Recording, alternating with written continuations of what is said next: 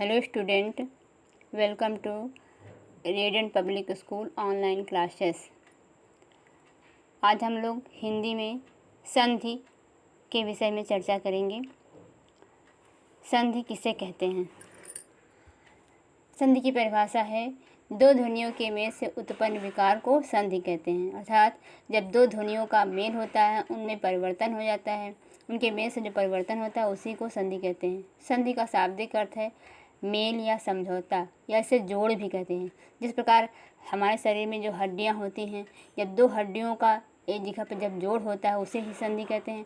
उसी तरह से जब वर्णों में या ध्वनियों में मेल होता है, उस मेल से उनमें परिवर्तन आता है, विकार आता है, उसे ही संधि कहते हैं। या अर्थात जब दो ध्वनियों का, दो वर्णों का मेल, दो ध्वनियों के मेल को, दो वर्णों के मेल को संधि कहते हैं।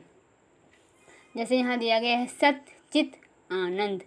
सत अर्थात त और च और आ, इनका जब मेल हुआ तब इनके मेल से बना सच्चिदानंद। त और च जब मिले तो वहाँ पे बन गया द, और आ मिला तो वहाँ पे आ की मात्रा बन गई दानंद, सच्चिदानंद। यहाँ पे संधि है। संधि, अब हम संधि के भेद के बारे में जानेंगे। संधि के कितने भेद होते हैं? स्वर संधि, व्यंजन संधि और विसर्ग संधि। स्वर संधि के भी 5 भेद होते हैं। स्वर संधि किसे कहते हैं, पहले ये जान लें। स्वर संधि स्वर वर्णों के साथ स्वर वर्ण के मेल से जो विकार उत्पन्न होता है उसे स्वर संधि कहते हैं। जब स्वर का स्वर से मेल हो वहाँ पे स्वर संधि होती है। जब स्वर और स्वर आपस में मिलते हैं, उन स्वरों से, चाहे वो मूल स्वर हो चाहे दीर्घ स्वर हो, जब ये दोनों जब आपस में मिलते हैं, यानी कि आ हो चाहे आ से मेल हो, आ को ई से मेल हो, री को ए से मेल हो, तो इनमें जब स्वर का स्वर से ही मेल होता है वहाँ पे स्वर संधि होती है। अब स्वर संधि के भेद जान लें हम। स्वर संधि के कितने भेद होते हैं?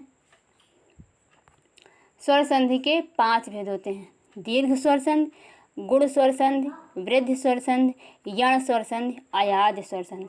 ये 5 भेद होते हैं संधि, स्वर संधि के। स्वर संधि में पहला है दीर्घ स्वर संधि। दीर्घ स्वर संधि किसे कहते हैं?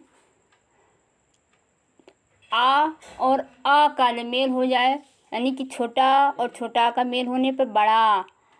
जब आ का मेल, आ या आ का बड़ा सा मेल आ, ई का ई से मेल, सेम वर्ण जब होते हैं, सेम वर्ण का मेल होता है, उनसे दीर्घ स्वर परिवर्तित होते हैं। सेम स्वर जब एक जैसे स्वर मिलते हैं और उनसे दीर्घ स्वर बन जाते हैं, वही दीर्घ स्वर संधि होती है। जैसे कि सेम स्वर है आ, तो आ, ई, उ, ऊ।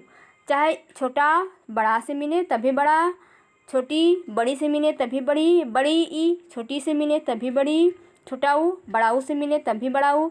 इस तरह से जब बड़ा ऊ, बड़ी ई, बड़ा आ और री में परिवर्तित होते हैं स्वर, तब वहाँ पे दीर्घ स्वर संधि होती है। यह समझ लेते हैं हम एक बार और।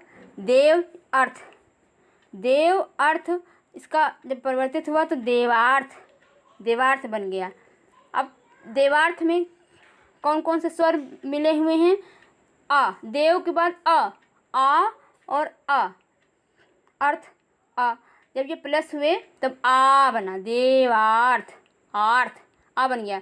इसी तरह से कपि जब छोटी ई और बड़ी ई से प्लस हुई तो वहाँ बड़ी ई बन गई कपीस।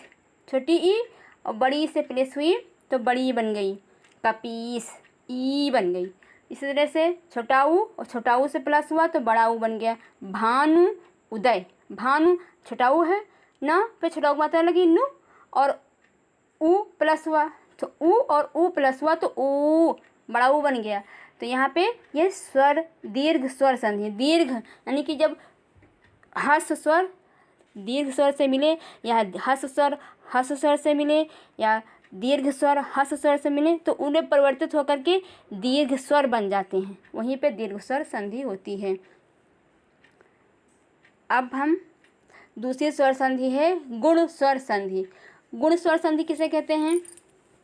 गुण स्वर संधि जब छोटा आ और बड़ा, ये इनके बाद में छोटी ई, बड़ी ई या बड़ा छोटा ऊ, बड़ा ऊ, यानी कि जो मेल एक जैसे नहीं होते हैं, सेम नहीं होते हैं स्वर, जब सेम स्वर ना मिले, अलग अलग स्वर मिले और वो जाके अलग स्वर बन जाएं। जैसे कि आ और ई प्लस हुए तो ए बन गए, आ और आ प्लस हुआ या आ या री से प्लस हुआ तो अर, आ को ऊ से प्लस किया तो ओ बन गया, ए अर और ओ जब ये बन जाते हैं, बदल करके ये आ जाते हैं, तो वहाँ पे गुण स्वर संधि होती है। देखिए प्रति एक, प्रति यानी ई को ए से प्लस किया तो ए बन गया,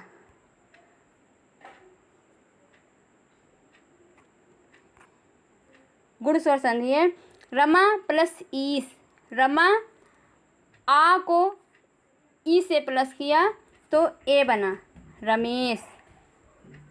उदय प्लस नौ प्लस उदय, नौ में आ और ऊ को प्लस किया तो हो गया ओ नवोदय, आ और ऊ प्लस हुआ तो ओ। और ऋषि, महा प्लस ऋषि, महा में आ बड़ा आ और री, जब री प्लस हुआ तो अर महर्षि, अर्ष। तो इसी तरह से यहाँ पे गुण स्वर संधि है। जब गुण स्वर संधि वे मेल स्वर मिलते हैं और उनसे ए ओ और अर बन जाते हैं तो वहाँ पे गुण स्वर संधि होती है। अब हम वृद्धि स्वर संधि के बारे में चर्चा करेंगे। वृद्धि स्वर संधि किसे कहते हैं? यदि आ और आ के बाद ए और आए आए तो उनके स्थान पे ओ और अ हो जाता है, तब वहाँ पे वृद्धि स्वर संधि होती है। गुण स्वर संधि में ए ओ और अर बनता है, लेकिन वृद्धि स्वर संधि में आए औ ए और औ बनता है, तब वहाँ पे वृद्धि स्वर संधि होती है। वृद्धि स्वर संधि में एक प्लस एक यानी आ और ए को प्लस किया तो आय बन गया, आ छोटा और ए को प्लस किया तो आय बन गया, एक का एक। सदा प्लस एव, सदा में बड़ा आ है, बड़ा आ और ए को प्लस किया तो भी आय बन गया, आय। परम प्लस औषधि, परम में अ और औ, आ को औ से प्लस किया तो औ हो गया, यानी कि वृद्धि स्वर संधि में सिर्फ ओ नहीं औ और ऐ बदल करके जब ऐ और औ हो जाए तो वहाँ पे वृद्धि स्वर संधि होती है। अब यण स्वर संधि, यण स्वर संधि किसे कहते हैं? यदि ई और ई के बाद इससे भिन्न स्वर बदले दूसरे स्वर आए भिन्न, तो उस जगह पे या हो जाता है। जब भिन्न स्वर का मेल हो और उनसे या बन जाए, वा बन जाए और र बन जाए तो वहाँ पे यण स्वर संधि होती है। देखिए जैसे ई और ई को प्लस, ई को भिन्न स्वर से प्लस किया तो या बन गया, ऊ को दूसरे स्वर से प्लस करेंगे तो वा बन जाए और री को दूसरे स्वर से प्लस करेंगे तो र बन जाए, तो यहाँ पे यण स्वर संधि होती है। इससे प्रति प्लस एक यानी कि ई को ए से प्लस किया तो यहाँ य बना, आधा य बनता है, आधा य, तो प्रति एक, प्रति एक यानी या आ गया। यहाँ पे या नहीं था, प्रति में भी या नहीं है और एक में भी या नहीं है, लेकिन जब उसको प्लस किया गया तो ये या बन गया, आधा या और उस पर एक की मात्रा लगी तो एक, प्रति एक। यहाँ यण स्वर संधि है। सु प्लस आगत, सु छोटा ऊ और आ, छोटा ऊ और इसे भिन्न स्वर आ है और इस भिन्न स्वर से जब वा बन गया स्वागत, यहाँ पे आधा वा बन गया स्वागत। सु को ऊ की मात्रा वा में परिवर्तित हो गई, ऊ की मात्रा वा में परिवर्तित हो गई तो यहाँ पे यण स्वर संधि। पितृ आज्ञा, प्रत री, री में आ प्लस किया तो त्र बन गया त्र, और र आधा र बन गया र, प्रत प्रत पित्र आज्ञा, पित्र आज्ञा। इस तरह से यहाँ पे यण स्वर संधि है। अब गुण स्वर संधि।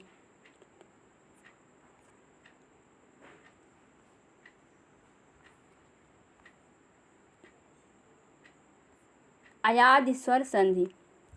अयादि स्वर संधि, ए यदि ए के बाद भिन्न स्वर हो तो ए का आय हो जाए, और आय रहे तो ए का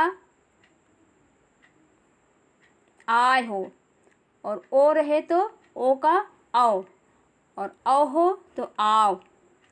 यानी कि ए से भिन्न स्वर आए तो आए, ओ से भिन्न स्वर आए तो औ, आय से भिन्न स्वर आया तो आय, औ से भिन्न स्वर आया तो आओ, आय और आओ। इस तरह से जब ये परिवर्तित होकर के आय, औ, आय, आओ में परिवर्तित हो जाते हैं स्वर, तो वहाँ पे अयादि स्वर संधि होती है। जैसे देखिए पो प्लस अन यानी पवन। पो में ओ की मात्रा है ओ, और आ भिन्न स्वर, ओ से अभिन्न स्वर है, तो इनके जब प्लस हुए तो यहाँ पे हो गया आओ, पवन, औ। पा के बाद आ अपने आप होता है अ और व, यानी कि जो ओ की मात्रा है वो वा में परिवर्तित हो गई, ओ की मात्रा वा में परिवर्तित हो गई। तो यहाँ पे अयादि स्वर संधि। गए प्लस अक, गए, गए में अय की मात्रा है, अय जब आय में परिवर्तित हो जाए, आय, अय आय में परिवर्तित हो गई, या में परिवर्तित हो जाए, गए प्लस अक, गायक, अय और आ प्लस हुए तो आय बन गए, गायक। अक, अक, यहाँ पे देखिए गा में आ नहीं है, या नहीं है, और अक में भी या नहीं, लेकिन जब इनमें परिवर्तन हुआ, मेल हुआ, तो यह आय बन गई, या आ गया, आय की मात्रा की जगह पे या आ गया, गायक। इसी तरह से नए प्लस अक, नए आय की मात्रा अक, नए आय की मात्रा जब आ से मिली तो वहाँ पे आय बन गया, आय।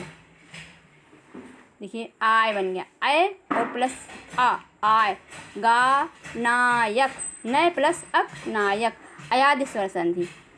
नए प्लस अन, नए में ए की मात्रा और आ को, ए की, ए और आ जब मिले तो अन बन गए, अन, आय, आय बन गए, तो नयन, आय बन गए, ए की मात्रा या में परिवर्तित हो गई, नयन। इस तरह यहाँ पे अयादि स्वर संधि। तो हमने इस चैप्टर में स्वर संधि के बारे में चर्चा की है। स्वर संधि 5 होती हैं: दीर्घ स्वर संधि, गुण स्वर संधि, वृद्धि स्वर संधि, यण स्वर संधि, अयादि स्वर संधि। Thank you.